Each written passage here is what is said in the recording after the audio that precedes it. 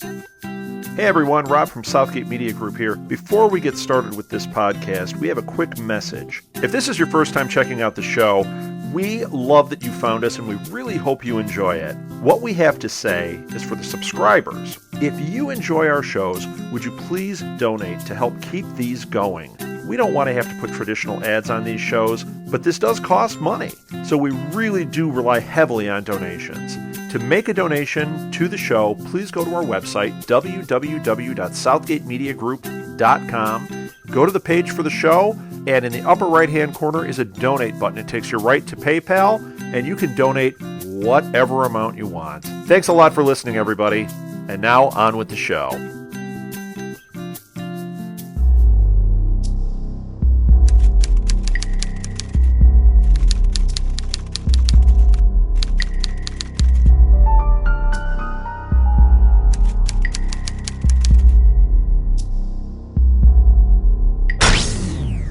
Welcome back, everybody. This is the SMG Blacklist podcast. I am one of your hosts, number 23 on the list, Jacqueline Grosky, and with me is... Number 13, Melissa Maxey. Well, welcome back. We're here to talk about The Blacklist, Season 2, Episode 11, number 67 on the list, Ruslan Denisov. And actually... Directed by Andrew McCarthy, yes. All right. Look at us. We're getting some specifics down. This is very cool. So, speaking of specifics, let's talk about a couple of the people that were featured in this. I was poking around, and the what's his name? Two of the guest stars on this were from Iron Man and a few other things. So one of them was Sean Tobe, and he was Commander Kushan, who was the investigator that kept kind of butting heads with Lizzie and Wrestler. And the other guy was Farhan Tahir, and let's see, he was in Star Trek and Iron Man. Oh, and what was the other, and Sean Tobe, the other guy, was actually featured in, as, what was it, Mustafa in, what soap was that? Oh, did you say... The Bold and the Beautiful. The Bold and the Beautiful. Yes. So, yeah, they had a little bit of star power on this one. That was kind of good. You know, mainstays, Sean Tobe was, born in Tehran and... went to, during high school, moved out to America and was educated out in New England and went to college, and I think he was raised in Manchester, England, and at the age of 14 came to the United States, and he's been a lot of TV and many, many Persian Middle East roles. He's a mainstay in that. And we have a lot of, great cast members. Even James Naughton, who plays Hayworth in the episode, is from The Devil Wears Prada. Right. And Adrienne Lennox, the Deputy Attorney General, she was in The Blind Side. Oh, very cool. So yeah, this was some star power. So Farhan Tahir is our actual blacklister, Ruslan Denisov. And let's see he was in Crisis, Elementary, the new TV series about Sherlock Holmes. Super Athlete, Torn, Elysium with Matt Damon, Warehouse 13, it was a TV series. The new like that show. The New Dallas. Have you seen The New Dallas? Because I really haven't. I have seen The New Dallas, and it's really great. They need to bring it back, that's for sure. Because, I have the X-Files connection with Mitch Pileggi. He played one of the main characters, so they have to bring that show back. Let's see, he was Raza in Iron Man, Cold Case, Sleeper Cell, Monk, he was a museum official. And 24, that's a big one. That is a big one. He was Asaf Shah. Oh, no, sorry. He was Tomas Shrek, the mosque greeter. So he must have been a young man. Let's see, when was that? 24 was a little while ago. This was, it doesn't give a date. 2005. So that was about 10 years ago. So he's an actor that's been around a little bit. Boy, we've got some real power on this one. So, and we got a little news out of the way, and let's talk about the story. The Ruslan Denisov is basically a kidnapper. He kidnaps a company official. He captures them. He keeps them and extorts ransom from the companies, because most countries nowadays they won't deal with terrorists. So it's a popular move to kidnap, in real life, company officials, somebody with some power. The companies will fork over, $1 million or so for their official. They get him back, and the terrorist makes money, and everybody's happy. So at this point, this is where our FBI team gets inserted, because one of the people that gets kidnapped, he was, pretending to be a priest. He's a CIA agent, and he's the one that gets kidnapped. So that's when... Which is ironic, because in federal law, they're not supposed to do that. The CIA is an agency that's supposed to operate within the United States. The FBI right.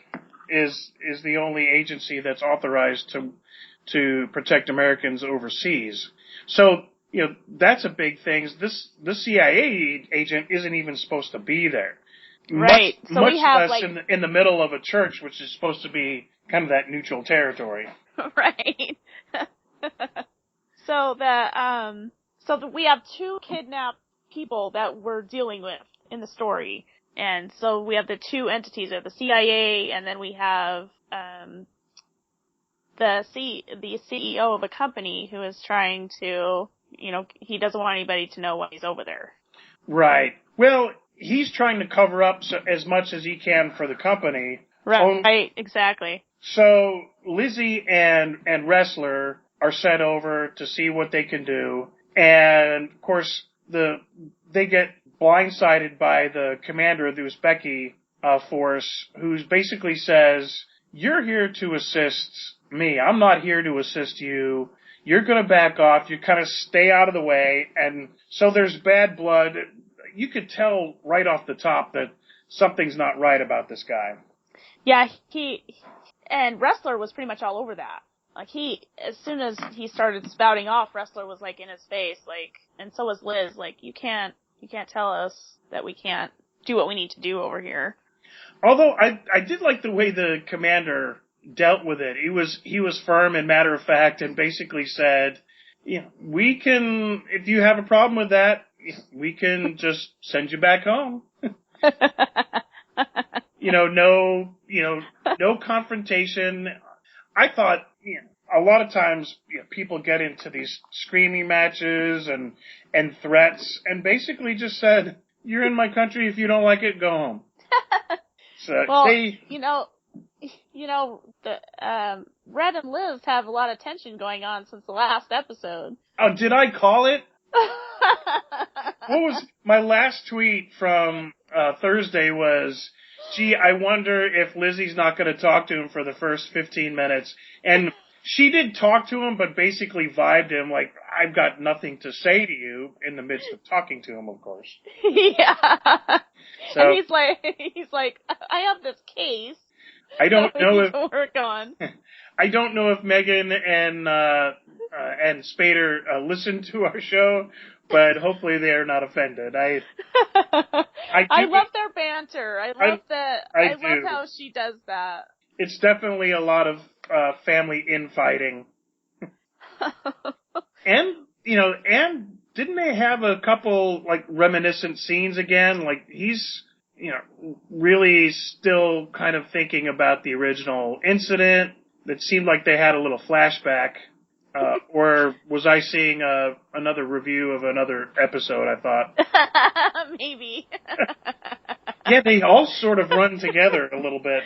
I just think it's funny how, so let's, Wrestler kind of picks up on this tension, and he actually confronts Liz about it, because they're getting in this elevator, and he's like, what's the matter with you? Do you have a lover squirrel? And Liz is like, I don't trust him. You know, it kind of like throws her hair back and gets into the elevator. and it was like, yeah, what part of International Criminal did you think was warm and fuzzy to begin with? I know. I don't trust him. There's something wrong about that guy. Red Reddington. I thought he was a good apple. Oh, Liz. I know. So then, we get in the elevator, and what's funny about it is it reminded me of, like, the Tower of Terror. Because they get in the elevator, and then the lights go off, and the elevator drops, and then all of a sudden they get, like, shoved out the front. It was shoved out the back of it, wasn't it? Or, something. There's some way. They're, like, facing the other direction. All of a sudden, the wall opens up from behind. I thought the Russian commander had actually done something in the elevator. They were going to fall and be busted up or save themselves in the last... Yeah, but it turned out to be Ruslan is kidnapping them. And, he's like, welcome to my country. Right. So instead of actually being a kidnapping, he's kind of showing that there's been this pipe leak, it's killing all the people. And of course everybody thinks it's a scam because he's a terrorist. And then he says, oh, no, you gotta check this out. And the CEO from the oil company that has been responsible for the mess, he's been soaking in the drinking water. And he pulls him out of the water, and his skin's just corroded and burned from the benzene, which is an oil producing what do you call that? A byproduct. Byproduct. So he says, so a good faith, I'm sending you back with this guy. To show, what this stuff does. And of course, what's the first thing they do? When they take this guy back, the company's trying to cover it up again. That's right. And then the commander comes back in all indignant, which they weren't even supposed to have a meet with Ruslan Denisov. So now the Uzbeki commander has ordered them to their room. And of course, they know that there's the super secret elevator. So is this where Red and Wrestler are having dinner, right? They're having dinner downstairs in the hotel, and Red's like, well, where's Liz? Oh, that was awesome. And Wrestler's like, oh yeah, Liz is having room service. And what was it that Red said? She's gonna miss having the baklava? Yes, the baklava is most excellent. Although I think the baklava is more as Greek than Russian, but I guess I'll have to Google that. But I thought that it was with Wrestler and Red in the bar. It was such a turnaround from a year and a half ago when Red first came onto the scene, and Wrestler was like, I've been trying to find you for 5 years, and I'm gonna, and all of a sudden, now a year and a half later, they're sitting at the bar, they're having dinner together, they're discussing the case like they're old pals. I thought that was a pretty good turnover. So now they get wrestlers talking about Denisov and how this guy's he's not going to know what to ask for. He's basically in over his head, and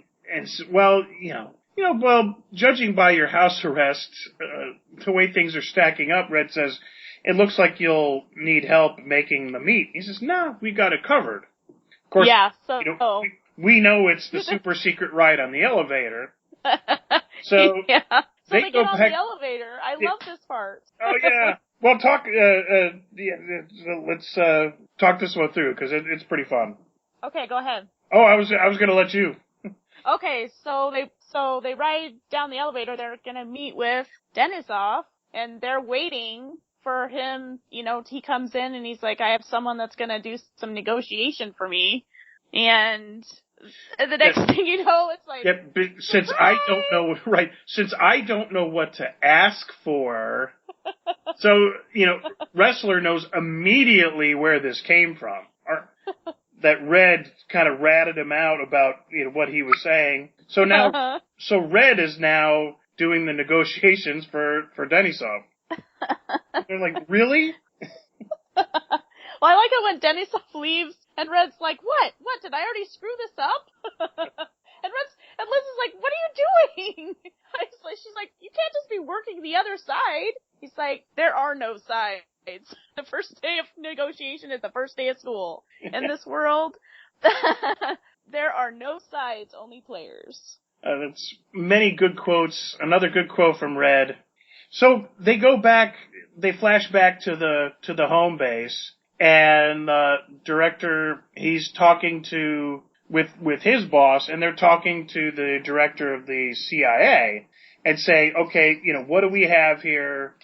We've got a bead on one of your people. We're negotiating. He says, oh, well, where do you think he's located? Which Red had specifically told Harold not to mention. And he doesn't really mention it as far as, full on, but enough that the CIA is able to figure it out. So in the middle of the negotiations, they risk, the agents' lives and everybody, the boots on the ground by orchestrating a raid with the Uzbekistani army, because then there's deniability as well. It's the local guys, it's a local issue. They go in and wipe out 12 of Denisov's men, and of course, Denisov is angry, and Red at that point has to call up the negotiation and save the CIA agent for being killed on the spot. And there was another one of Red's great performances where he says, if you kill a CEO, you bring the wrath of a company. If you kill a CIA agent, you get the wrath of, the United States government. Is that what you really want to do? And Denisov has to do something. So he's just beside himself. So they come up with a new plan. And so they get Wrestler and Liz back involved. And, okay, so now we're going to actually negotiate with the company. They've kind of escalated things.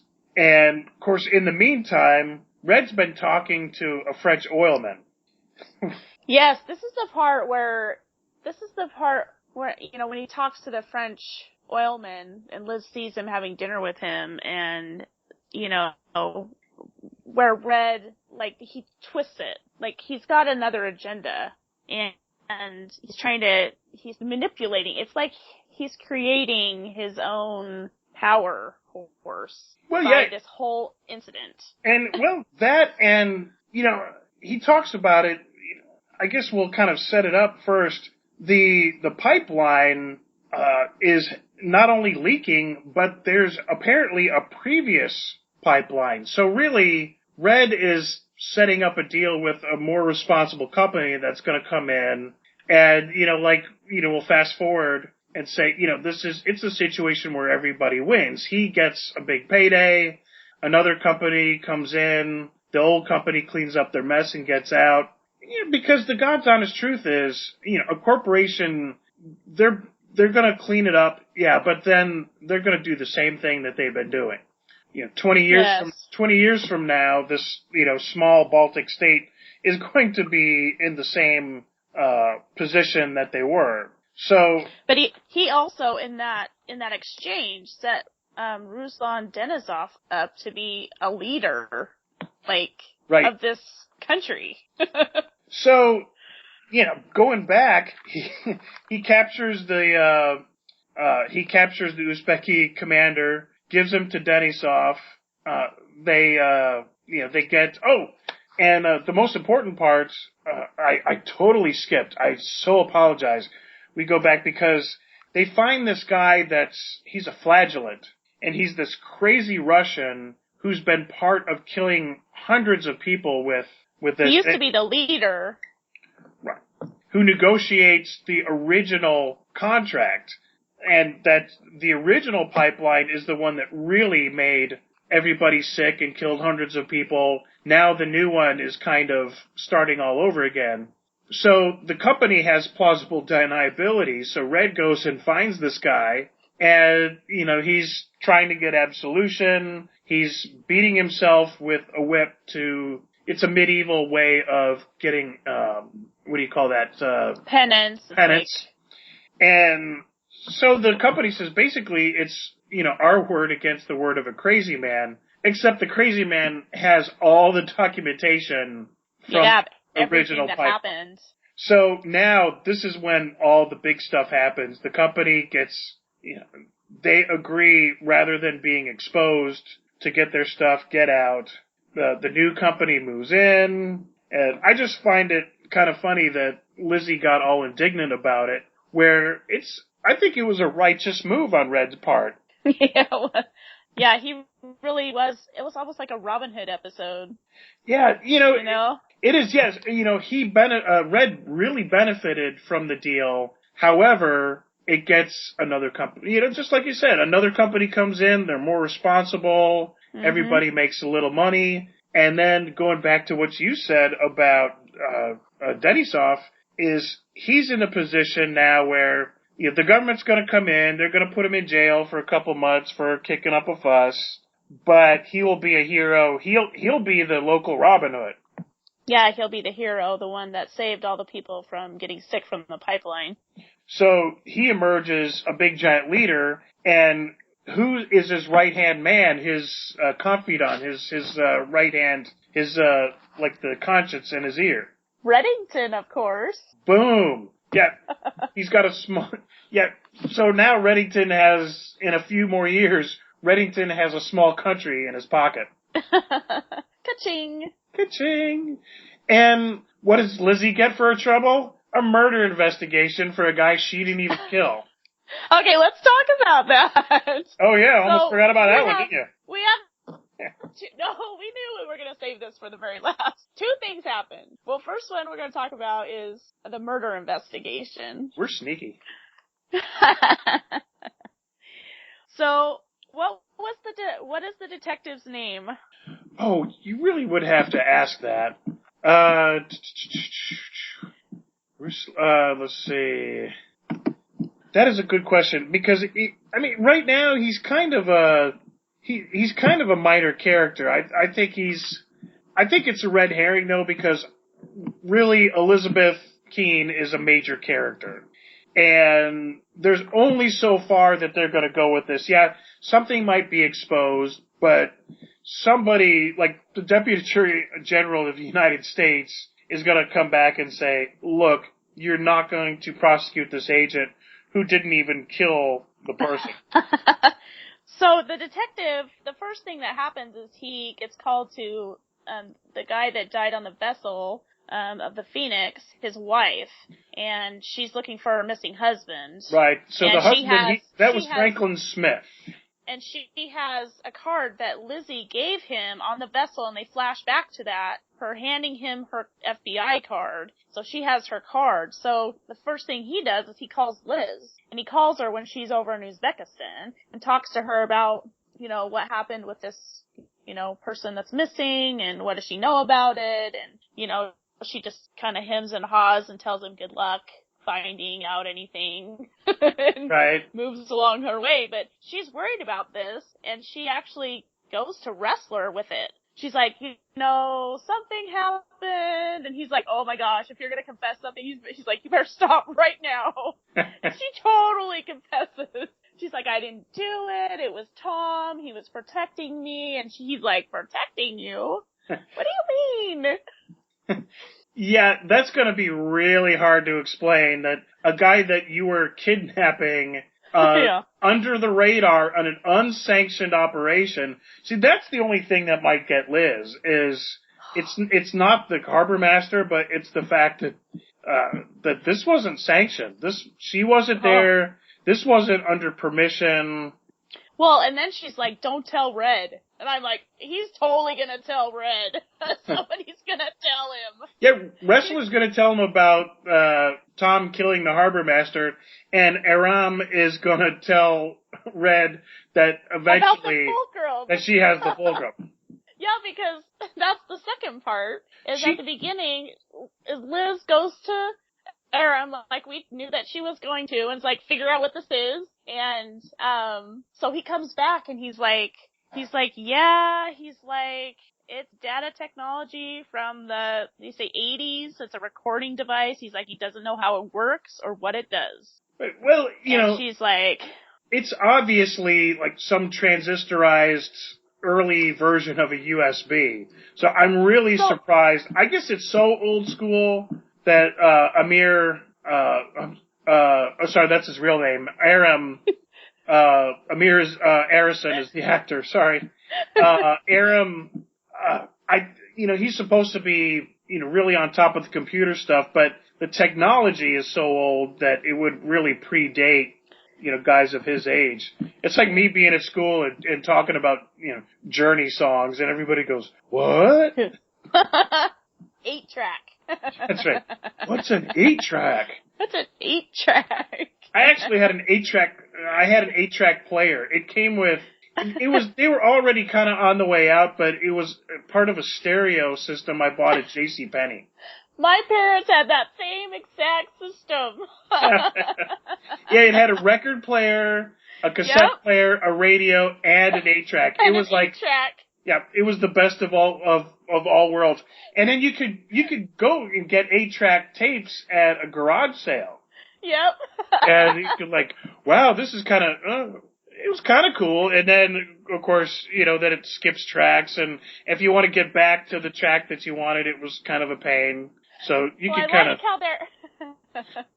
I like how they're bringing back the vinyls. Yeah, that's cool. Vinyl era again. Well, because you don't get that fidelity anywhere else. No, that's true. Our audience is going, what? Track, sorry. Well, we gotta get into the technology a little bit, because that's... Okay, so I have to tell you about what one of the fans said on Twitter when we were talking about the episode, and they were like, wouldn't it be cool if that music box that Red made for her was something that could play the Fulcrum? And I went, huh. Who said that? Because that's brilliant. I know, right? Was that on Twitter, or who said that? Yes, it was on Twitter. Oh my God. And that's, you put that in there and the box will play. You heard it here? You heard it here first. Oh, you are brilliant. Yet, you're going to have to tweet that. It's like, we figured it out through... Yeah, I'll have to find out who actually tweeted that to us about that, because nobody else said anything about it, and I actually forwarded it to our account, because I was like, that is the most brilliant idea I've ever heard of. So you heard it on this podcast first. That's right. we have figured out where the Fulcrum is, so you better watch out for Red, because... Okay, so the police officer, in the cast listing, his real name is Michael Kostroff. But in the character, his name is Martin Wilcox. So Detective Wilcox, that's it. If they had the guy in front of it, it would have been a lot easier to find. And the guy that he's, he finally tracks down a guy that actually saw her on the vessel. His name is Samuel Lecco, and he starts asking him questions about Liz. And he's the one that says, well, I can take you to the body. I'm like, oh, jeez. And he does. Takes him straight to it. Oh, yeah. I saw the whole thing. I'm like, oh, Liz, you're in so much trouble. Well, like I say, I think it's a distraction. It kind of makes us go, oh, Liz, you done it again. But really, it's an op, and she wasn't the one that happened. Like, the most that they're gonna do is, you shouldn't be doing these, ops. Well, what it's gonna do also is it's gonna bring Tom back. Oh, that's true. You'd like to see that, I know. I want Tom I love Tom. Part of our Twitter Tom fan club. Yeah. I'm actually I'm a major part of the Reddington fan club, but I love the Tom part because he's so much trouble. He causes so much trouble in everybody's lives. And well, I have to say, you don't have any Tom attire, but you have bought a Reddington a hat, so. I have. Yeah. I did. So where'd you get your fedora from? JCPenney. Are they French store or JCPenney? That's right. All right. Yeah, we should see if they'll be one of our sponsors, since I we're know. wearing all their For all attire. the, Like for all the talking up we're doing. JCPenney shirts and the fedora hat. So I don't get my suit. I don't get my suits from JCPenney. I actually got my my hat from Hats in the Belfry out in Annapolis before. See, yours is way better. Well, it's a nice fancy hat, but I have had some issues because it's actually 100% wool, and I think it's shrunk a little bit. Oh yeah, you're in the very humid state. Yeah. And it actually worked quite nicely in Maryland because, if it gets a little chilly, it was a beautiful hat. When it's 94 and humid, a thick wool hat, not so good. Yeah, no. No, you're kind of swimming in it. I did see a really nice fedora from Stetson. Ooh. Yeah. Do you think Stetson would send me a fedora? I would just love that. Well, we could ask. We have, over 1,000 fans, and I'm sure one of them listening might have a connection to fedora. So we could, if you're out there and listening, and you're in that hat connection, hook us up. Yeah, we need fedoras. Let's see. So who have we covered? We've got, let's see, Spader Boone, Wrestler. Here's a funny thing is, Tom Keene got credit in the episode. I guess maybe because he was mentioned, but he was never in the. I don't even think there was a flashback of. No. So. Yeah, there wasn't a flashback. I noticed that too. That there was a mention. He was in the credits. So I think that really leads to the fact that Tom is coming back soon. Yes. I think Red said to stay away, and we know what happens when Red says something. Yeah. Of course, people that don't stay away and make Red angry also They die. Yeah, they die. A very terrible death. So maybe Tom will get his just desserts here. Oh, but, I hope they keep Tom on for a little while longer, at least longer than the cowboy. Don't bring that up, because that was so disappointing. The cowboy. Bring back the cowboy. I know, he was like, the cowboy hats and that stern face. That's right. And he got stuff done, and then he gets done in by this, agent, supposed to be so crazy good, and then Tom shoots her in the back. So now the cowboy and this one of Berlin's agent that was supposed to be working with Tom, now they're both dead, and they were both really good characters. Well, I like the actor Lance Reddick. He's in a lot of my favorite shows. Yeah. He's in the Bosch show right now, so. Oh. Well, where would you hear a Bosch podcast? SMG. If you want to check out Melissa and I, we are on the Southgate Media Group. We have a Bosch podcast, so if you go to www.southgatemediagroup.com, you'll probably hear all this mess at the end. Anyway, you can tune in to our brand new, sparkly Harry Bosch podcast. Woohoo! I wonder if we're the only one, could we be the official podcast? I think we should. I think we could be the official. I think we're just going to say we are the official podcast. I don't know. I think there's plausible deniability, though. Yeah, maybe. So, but we'll see. Maybe we can move that direction. So, if you like what we're doing here, check out the Bosch series. It is very cool.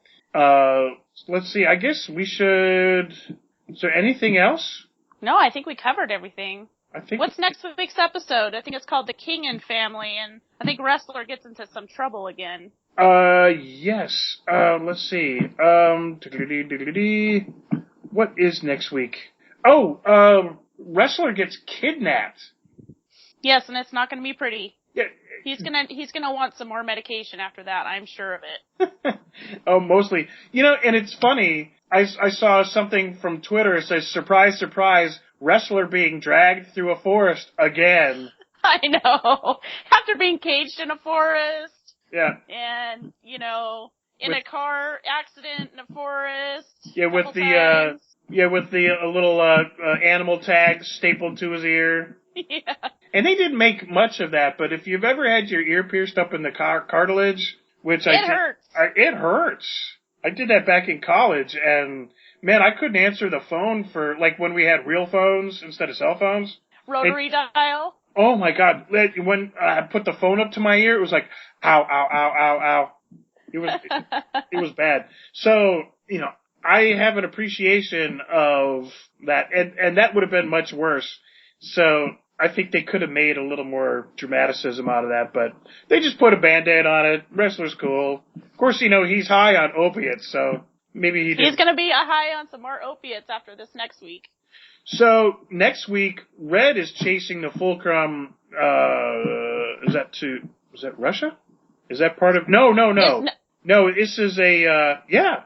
Isn't he? Is this the one with the key where he takes the key and he's going to find the safe? Maybe. Yes. Yeah.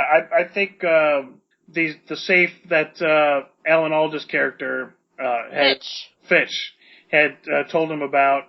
Of course, he doesn't know that the actual object is really being carried by Liz. Of course, what if that is something integral to it, but not actually the Fulcrum? It sure looks like. Maybe. It sure looks maybe like the Fulcrum, though, because we know that we could pretty much guess that Fulcrum was in the fire.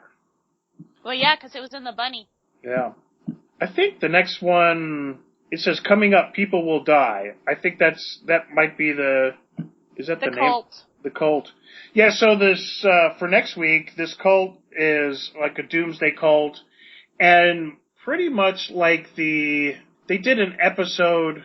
They did an episode of that on the X-Files. Yeah, and they just did that on State of Affairs, where this college professor, they start investigating him, and the professor makes a big stink, and, oh, you're just targeting me because I'm a Mideastern professor. I love America. And, of course, 30 minutes later in the, TV land, which is, in TV time, this is, a week or a few days down the line after a state senator's been killed and all this stuff. And then they go right back to this teacher, and he's got a secret compartment, and he has all these explosive vests, which all these students that he's brainwashed have already taken it out. So I wonder what's going to happen with this cult. And I think it's going to be very much the same thing. They're going to be a bunch of brainwashed people drink that drink the Kool-Aid and then spread out, and then somehow they're going to have to track these people. And Red's going to have to save their butts because they're going to be in some serious trouble. Right. Because they're going to be on foot. They don't have a vehicle. Right. Russell's been captive. Right. And, of course, the FBI and CIA can't ever seem to get out of their own way or get resources. Yeah, Red now has countries. So yeah, it'll be very interesting. I'm looking forward to next week. It's gonna happen in 2 days. It is. I was going to try and not mention that because. Okay, edit. Because of the new Bosch podcast. Sorry. This did get pushed back a little bit, but. Erase. Can we rewind? All right. Well, on that note, I guess we should kind of pack this up. Don't forget to go to www.southgatemediagroup.com. Click on all our shows, the Biter podcast, Cuckoo for Who, Cuckoo Kachoo. Let's see, what else is there? Geek My Kids. Geek My Kids. Yeah, a lot of great things. There's blogs.